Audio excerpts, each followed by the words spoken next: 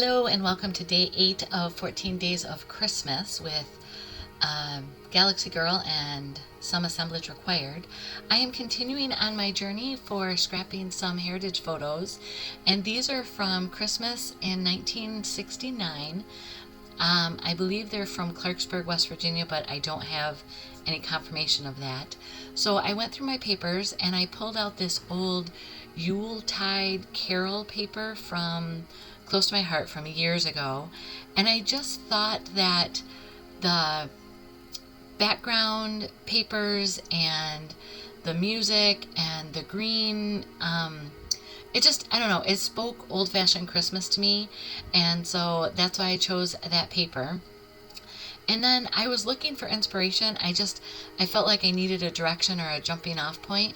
So I went to the core idea book and I found this card and I thought, oh, this is going to be my inspiration. So like I said, I turned to the core idea book. This is page 59.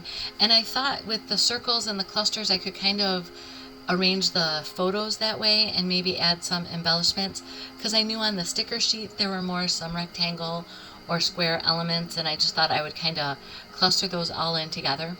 It's not where we end up going with this, but it's all good. So I'm looking at this paper and it's like, I could just put these on here, frame them, and be done, but I wanted to do more. It's funny, some days you're like, yep, this will work, page done, moving on, but I thought I wanted to play more. I had some time this day. So I went to my old retired cardstock and pulled out Ruby, New England Ivy, and then the black. And I just wanted to show you the new version of black was there on the top, and the old black from Close to My Heart is that faded, which for me works perfectly with these heritage papers. And on page 59, that card that I'm doing, it had some background texture in the paper, so that's kind of where I'm starting with this paper. The choice here is I kind of wanted to, like I said, I use things as inspiration, and that was one of the things that I was inspired by, was that background texture. So I'm going to go ahead and cut the zip strip off and then trim it down to 11 inches, giving me a 1/2 inch on top and bottom. And then this piece was left over. I had done a card display book, and I used the other half of that paper to decorate it. So by cutting them both down to 11 inches, I'm kind of creating my own little vignette here. And I thought about using this ruby as a mat kind of behind that whole stocking with the 25th frame on it, but I wasn't feeling that. I felt like I needed something to go all the way up to the top and bottom, but that just felt a little big. So this is paper that I actually trimmed off the edge of that stocking. This is the back side, and I ended up making a wedge out of the piece on the left, so I will go back. I'll show you the fix that I do for that later. I replace it. But I cut the center of the base page out because I needed something, and I wanted to use New England Ivy for the copies. I copied what my granddad had written on the back of the photos and printed them on cardstock, so I wanted to mat those with that New England Ivy you can see there on the right. So then I'm trying to find that bridge that goes all the way across the page, and again I had pulled that black cardstock, so I cut a 2.5 inch, I believe, width strip, and now I'm just going to take this border punch and you line it up, and it just kind of softens the edges. You could do this on the Cricut, you could do this with dies. I just happen to have some punches that were gifted to me, and I'm showing you here that sometimes to go ahead and get the white core to not show, that's how I would ink it up, is just put it on a piece of all-purpose mat and then just sponge right through it. And then I also wanted to show you that I used the ruby ink to ink the edges of the papers, the information that I had printed from the back side of the photos. So you see here, I went ahead and cut a full 1/4 inch piece, not one that was wedge shaped, and I went ahead and matted my information, but because I had to reprint the one information because I turned it upside down on my multi-purpose mat, and I hadn't wiped off the ink. So cautionary tale, clean up your ink before you proceed to your next step. Fortunately for me, I could pull the photo off of the red mat and print a copy again.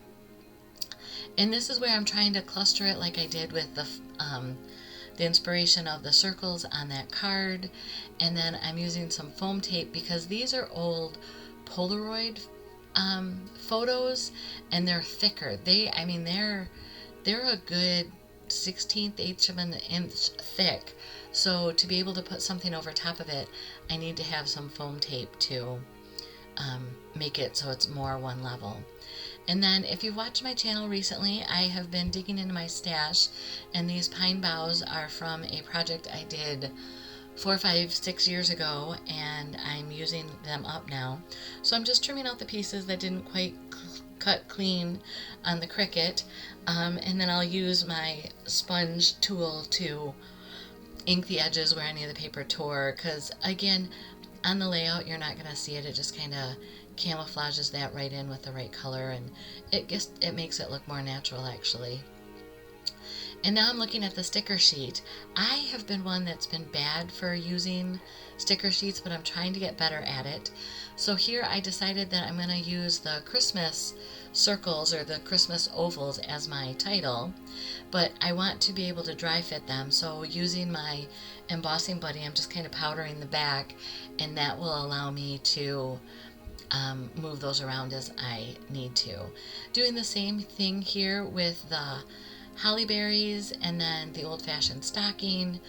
I have this branch with the gold balls on it, so I'm cutting that apart because I think it's too big as one solid branch for this layout for the little vignettes that I'm creating. So I go ahead and cut that apart and tuck it in underneath in my little clusters here. It's funny, I'm liking the direction this is going. I wanted to show you for adhering my title, I'm going to use a double-stranded piece of gold thread.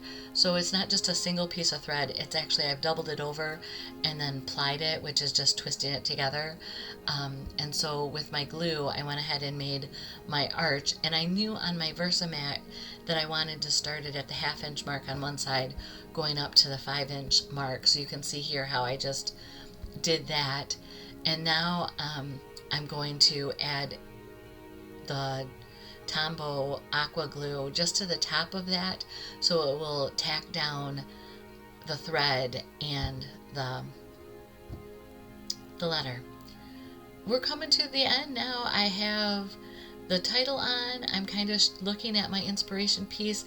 You can't really see the background texture in that card, but it's there. And it came together very quickly. I used up some stash.